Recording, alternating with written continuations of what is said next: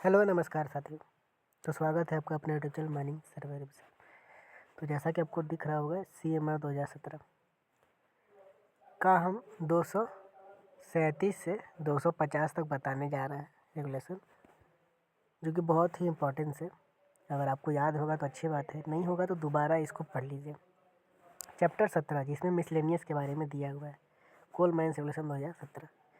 तो 237 regulation number पढ़ेंगे तो उसमें आपको मिलेगा फेंसेस के बारे में, यानी फेंसेस वहाँ लगाए जाते हैं जहाँ पर कोई ख़तरनाक जगह हो गया, टैंक वगैरह हो गया, या किसी अन्य जगह को जो सरफेस माइनिंग में, ओपन कास्ट माइनिंग में सरफेस पर आपका लगाया जाता है।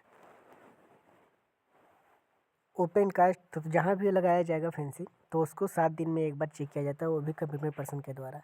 तो चलिए इसमें क्या दिया है कि खदान में या उसके आसपास जो बने टैंक होते हैं, जलाशय होते हैं जहाँ पानी भरा होता है, या खतरनाक जगह जिसमें आपको फेंसिंग लगाना अनिवार्य होता है। ओपन कास्ट में हर 7 दिन में एक बार कमिटमेंट पर्सन के द्वारा उसकी जांच किया जाता है, और जो उसका रिकॉर्ड रजिस्टर नोटबुक होता है उसमें उसको नोट डाउन करेगा। किसी प्रकार का मान लीजिए अगर दिक्कत उसको पता चलता है तो, या किसी और जो भी जांच करता है वो उसको नोट डाउन करना पड़ेगा। मरम्मत या अन्य कार्य हेतु बाढ़ गेट अस्थायी रूप से हटाया जा सकता है। मतलब देखिए, अगर मरम्मत करना हो या अन्य कार्य हेतु अगर किसी प्रकार से फेंसेस में लगाया जा रहा है तो टेम्परेरी बेस पर उसे हटाया जा सकता है, बशर्ते कि पर्याप्त सुरक्षा उपाय किए जाए। मतलब अगर हटाया जा रहा है तो उसके लिए दूसरा कोई उपाय किया जाए कि भाई ये किसी प्रकार से फेंसिंग अगर हट रहा है तो किसी प्रकार का नुकसान न हो।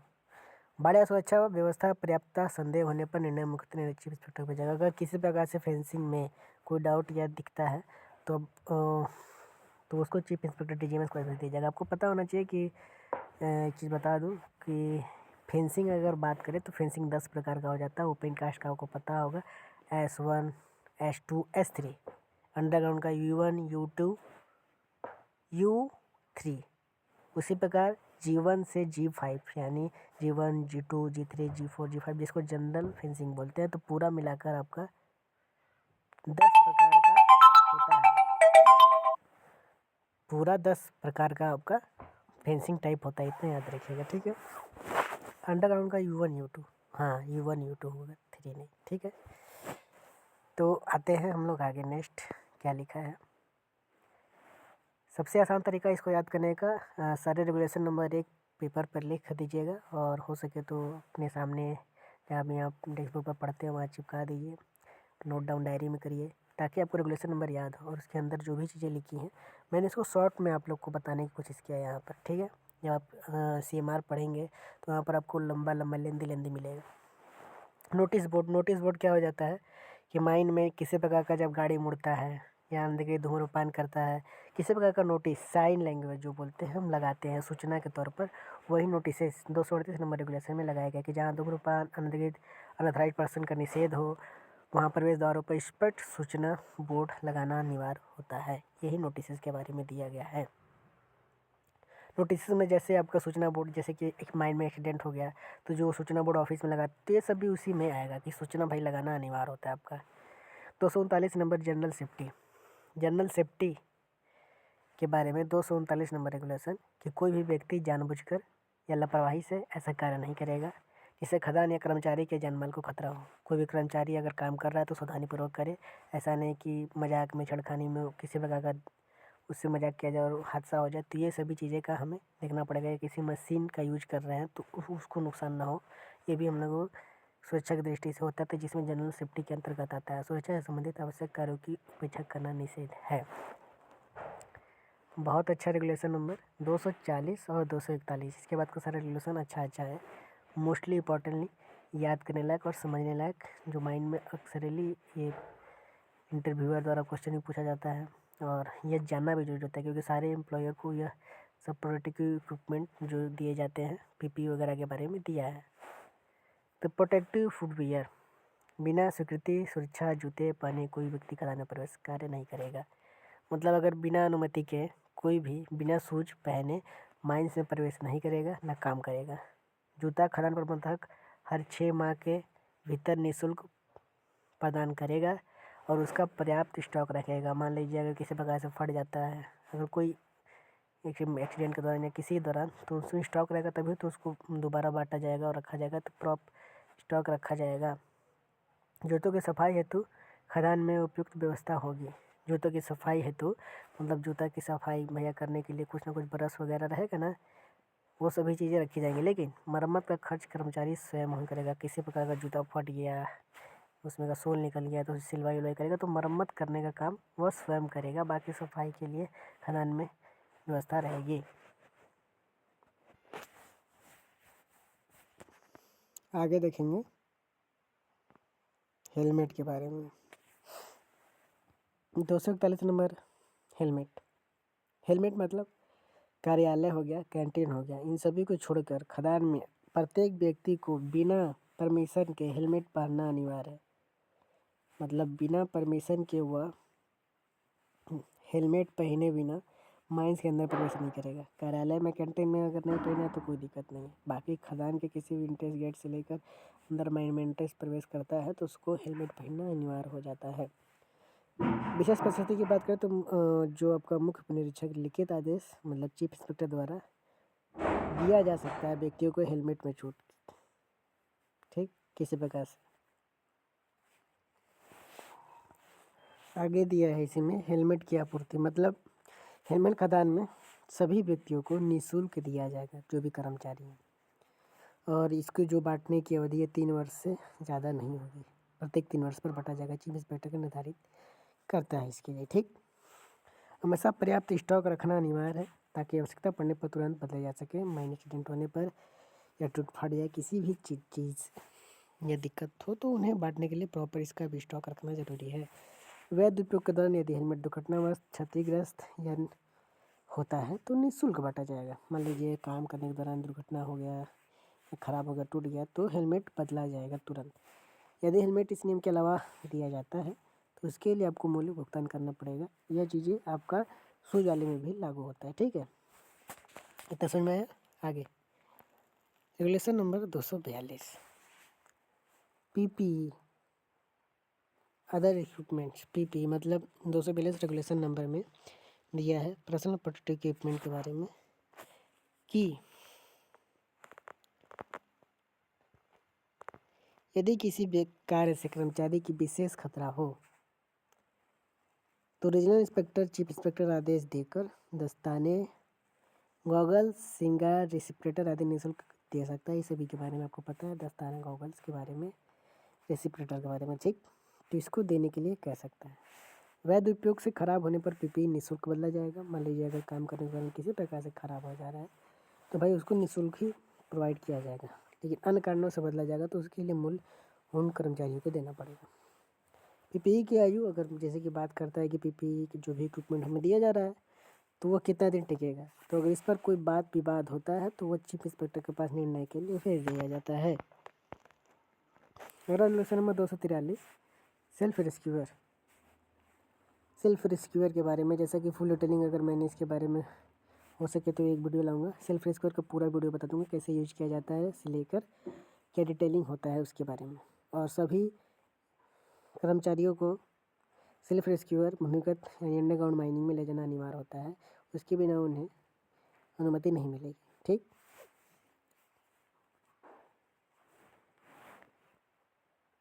आगे क्षतिग्रस्त मतलब किसी प्रकार से बेकार हो गया हो, खराब हो गया हो, निर्धारित आयु पार कर चुका हो, मान लो 3 तक यूज करना है तो सेल्फ रेस्क्यूअर तुरंत बदल दिया जाएगा और उन्हें नया दिया जाएगा, ठीक।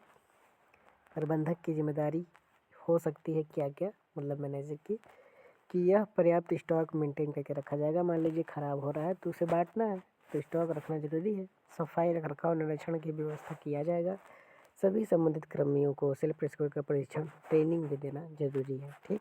इतना समझ में आ रहा है। रेगुलेशन नंबर 243 में दिया हुआ है।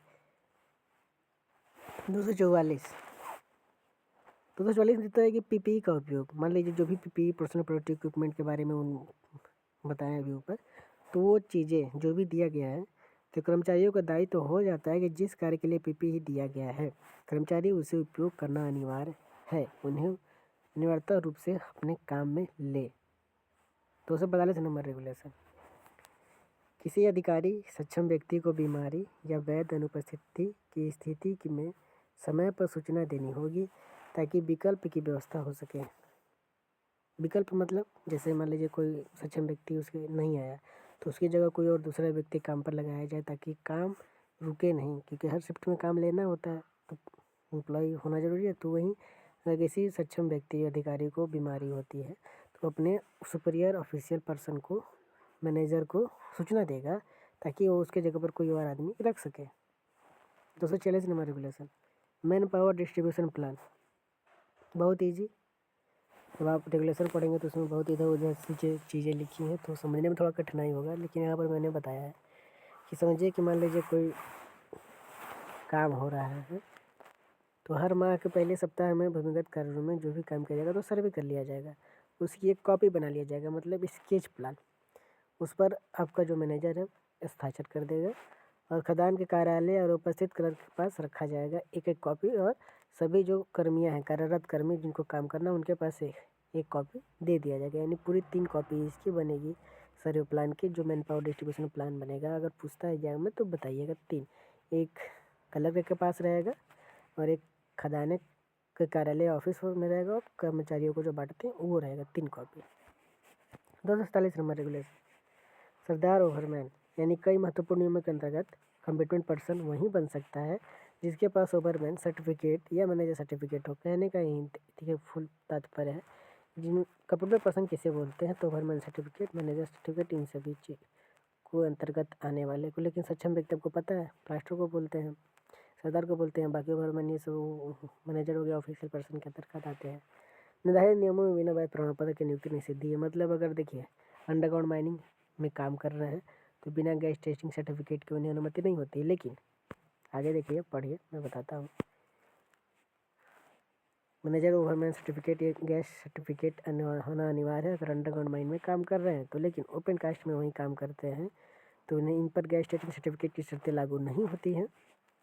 केवल ओपन कास्ट खदानों में कुछ नियमों के अंतर्गत ऐसे व्यक्ति की नियुक्ति की जा सकती है जिनके पास प्रमाण पत्र केवल ओपन कास्ट खाना तक कार्यरत हैं। विशेष परिस्थितियों में चीफ इंस्पेक्टर किसी ऐसे व्यक्ति को भी रेगुलेशन 130 के अंतर्गत सक्षम व्यक्ति नियुक्त करने की अनुमति दे सकता है जिसके पास आवश्यक प्रमाण पत्र न हो नहीं, लेकिन योग्यता अनुभव रखता हो। आगे रेगुलेशन नंबर 248, अधिकारी का साक्षर होना, ऑफिशियल टू बी लिखटेड। मतलब जो भी पर्सन है अधिकारी है उसका पढ़ा लिखा, मतलब इसमें क्या लिखा है तो बताते हैं। खदान का कोई भी अधिकारी साक्षर होना बहुत आवश्यक है। उस जिले की भाषा या खदान में कार्यरत अधिकारी कर्मचारियों की भाषा का ज्ञान लेना जरूरी है। मान लीजिए किसी भी मैनेजर को अपना ड्यूटी मिलता है तो एक नए शहर या नए ज़िले या नए दूसरे स्टेट में काम करने जाता है तो वहाँ का उसको ज्ञान होना चाहिए या भाषा का ज्ञान होना चाहिए कि वहाँ अलग भाषा का उपयोग किया जाएगा। लेकिन यह अन्य कर्मचारियों के यह बात हो रही है। लेकिन अगर अपवाद के तौर पर बोले जैसे कि प्रबंधक यानी मैनेजर, सहायक असिस्टेंट मैनेजर और अभियंता यानी इंजीनियर और सर्वर, भाषा संबंधी शर्तें लागू नहीं होती। इनको भाषा आएगी नहीं फिर भी इनको लिटरेट होने की आवश्यकता नहीं है। बाकी इनके अलावा इनको छोड़कर सभी को लिटरेट होना, साक्षर होना जरूरी है। 249 number regulation, writing of report. यदि रिपोर्ट देने वाला व्यक्ति लिखने में असमर्थ है, कोई भी कर्मचारी मान लीजिए है रिपोर्ट दे रहा है लिखने में असमर्थ है, तो मैनेजर द्वारा अधिकृत ऑथोराइज्ड कॉम्पिटेंट पर्सन उसकी उपस्थिति में रिपोर्ट लिख देगा। रिपोर्ट पढ़कर सुनाने के बाद संबंधित व्यक्ति अंगूठा निशान या हस्ताक्षर करेगा। उसके सामने ही जो भी चीज़ें लिखी गई हैं वो पढ़ के सुना देगा कि भैया सही लिखा है कि नहीं। फिर उस पर वो अपना अंगूठा निशान हस्ताक्षर लगा देगा कि हाँ मैं इससे सहमत हूँ जो आपने लिखा है और पढ़ा है। रिपोर्ट लिखने वाला सक्षम व्यक्ति यह प्रमाणित करेगा कि रिपोर्ट पढ़कर सुनाई गई है और यह उस पर हस्ताक्षर व दिनांक करेगा। यही है राइटिंग ऑफ रिपोर्ट। मतलब किसी को नहीं लिखने आता है तो उसकी जगह मैनेजर पर्सन द्वारा उसकी उपस्थिति में रिपोर्ट लिखता है। 250 अंतिम रेगुलेशन जो मैंने बताया था इस चैप्टर का, 250 रेगुलेशन नंबर। अभी बहुत सारे रेगुलेशन है, अभी 10 रेगुलेशन बचे हुए हैं तो उसको बता दूंगा। पेमेंट ऑफिस एंड इन नियमों के अंतर्गत देय शुल्क का भुगतान cost, Indian postal order, bank draft, electronic mode या चीफ इंस्पेक्टर द्वारा निर्दिष्ट अन्य माध्यमों से किया जाता है। उसी के बारे में पेमेंट ऑफ फिर इसके बारे में दिया। इनके ऊपर एक MCQ बनाया हूँ, तो MCQ भी ले आऊँगा, वो उसको भी आप लोग पढ़ लीजिएगा और सॉल्व करिएगा, क्योंकि ये पढ़ने के बाद वो MCQ सॉल्व करेंगे तो आपको पता लगेगा कि हमने वाकई में उसको कितना स्टडी किया। ठीक है, थैंक यू सो मच।